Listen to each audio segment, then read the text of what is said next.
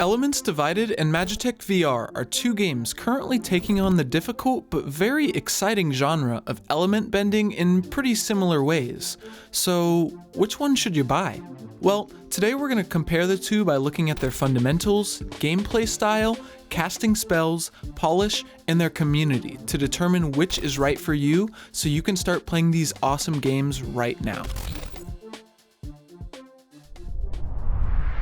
Okay, first, let's take a look at the fundamentals. Both Elements Divided and Magitek are currently in early access, so their price tags are quite low, with Elements Divided coming in at $9.99 and Magitek at $14.99 on the Quest Store. Elements Divided is a game centered around wielding one of the four elements, earth, water, air, or fire, in PvP online matches. You can play stock or timed matches on a variety of stages, with some having unique stage hazards and environments. It also has a PvE mode where you can fight a variety of enemies on these stages. Now, in Magitek VR, you also gain the power of these four elements. Both of these games use a gesture-based system, which means that you are pressing a trigger or a grip, and then performing a specific motion with your hand or arms to cast your spell. Just like Elements Divided, Magitek has PvP and PvE, but this is where the games start to differ due to their gameplay style. Magitek is much more focused on its PvE. The main game really lies in its story mode, where you crash onto an island and you work your way through dungeons to unlock new spells. There's a very obvious path to take when you first land on this island, but you are free to explore however you'd like. There are collectibles, little lore drops, weapons, and money to find, and you're able to enter all the buildings scattered around, so exploration is certainly rewarded. The progression of unlocking new skills through the dungeon keeps the gameplay moving forward, and when you get to this Earth area, I felt the game really started to open up, as there are all these doors you can unlock and bringing with it the potential for new skills. Of course, the tradition of having some quirky companion to guide you through the story is present here, with a somewhat suggestive robot. Now that's what I call a power station. I mean, it's kind of phallic looking, but who am I to judge ancient civilization design choices? Go see if you can turn it on, if you know what I mean. Bro! He's crazy. I haven't finished it yet, but it seems to be a very traditional and solid VR story game. Moving over to Elements Divided, there is absolutely no story whatsoever.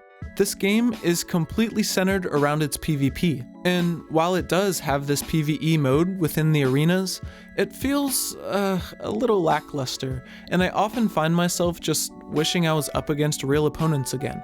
This is a PvP game through and through, so if you want a game with story and with exploration, definitely just go over to Magitek VR. If you are a PvP first kind of person and want a great multiplayer experience, Elements Divided is your game. Now, Magitek has recently added a multiplayer arena, and it's really not bad, but I'm going to talk about why Elements Divided has it beat for PvP in our next main point, casting spells. With any gesture-based system, you run into the problem of how accurate the gestures need to be to cast correctly. I've run into this issue sometimes in Magitek, where, for example, I'm trying to cast this fire arc, and instead I cast a fire spark. Part of this could be my inexperience with the game. I mean, after all, I did get more consistent with it the more I played.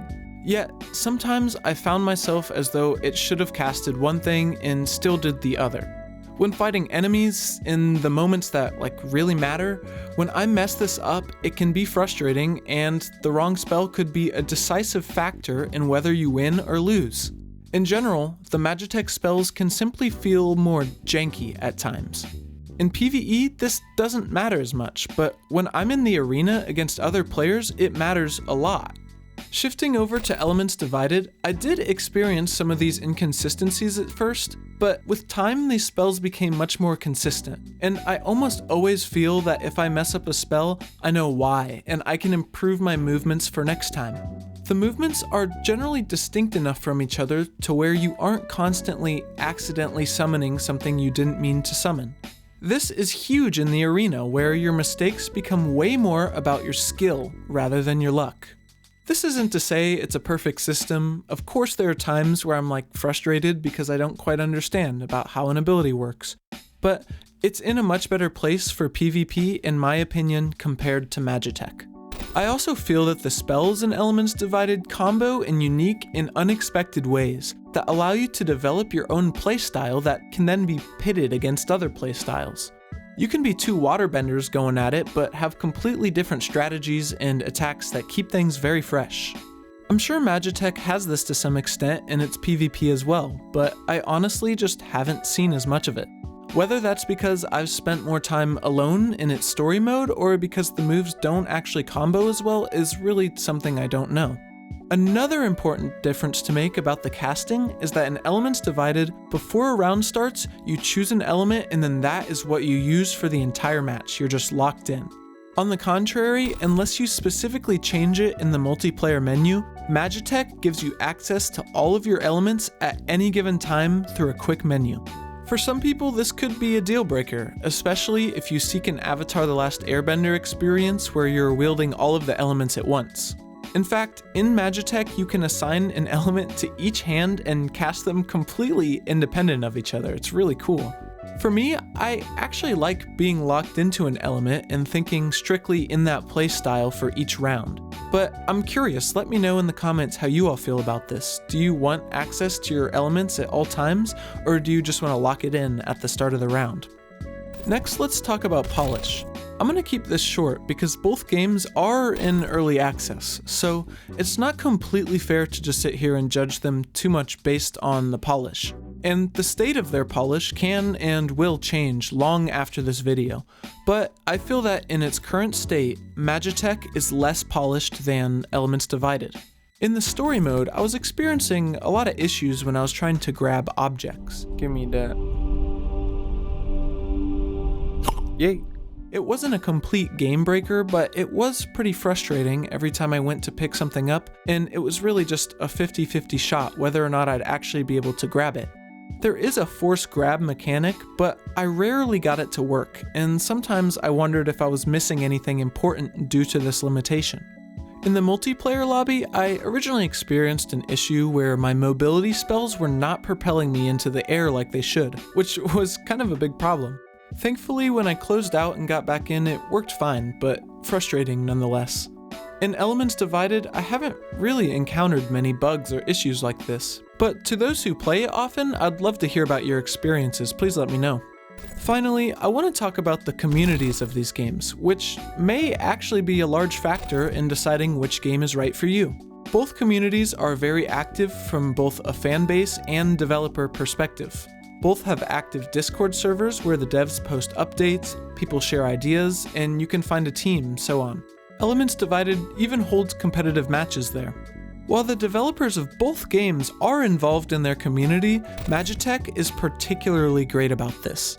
If you go on to their YouTube channel, they often post shorts about their progress, ideas that have been circulating the community, and how they're using those ideas. They've mentioned how their roadmap has already changed based on player feedback, and it seems they're incredibly responsive to their fanbase and making a game that the fans would truly want to see. So if you want to be a part of a community that's really shaping the very threads of the game every day, the developers of Magitek are absolutely there for you. This is honestly a really cool process to see, because right now both games are actually developing subclass bending. And you can pretty much just go in and voice which ones you want to see most, and chat with others about why it would or wouldn't work, and you could potentially help change the trajectory of the game. People certainly have their gripes about releasing unfinished games in early access like this, but I personally think that when it's used in this way, it benefits everyone because the developers gain some financial support to keep working on the game. And then the community can keep discussing what works and what needs change. One final note when talking about the community here, many people voice their concerns about the amount of children running around these games and being obnoxious, and I definitely feel your concerns.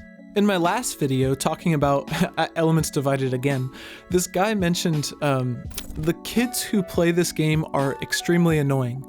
I said, I'm thankful for the mute button, and they said, But you can't mute toxic gameplay, like they have unlimited time and they just invent glitches or spam you or just run around using water. Well, to you Itachi Uchiha 81, that is a very fair point. This could be a difficult roadblock to get into these games if those kids really get to you. In VR in general, there is a large portion of players, especially on the Quest headsets, that are just children. And it could be difficult for people who are older to enter those environments. I've certainly felt that way myself many times.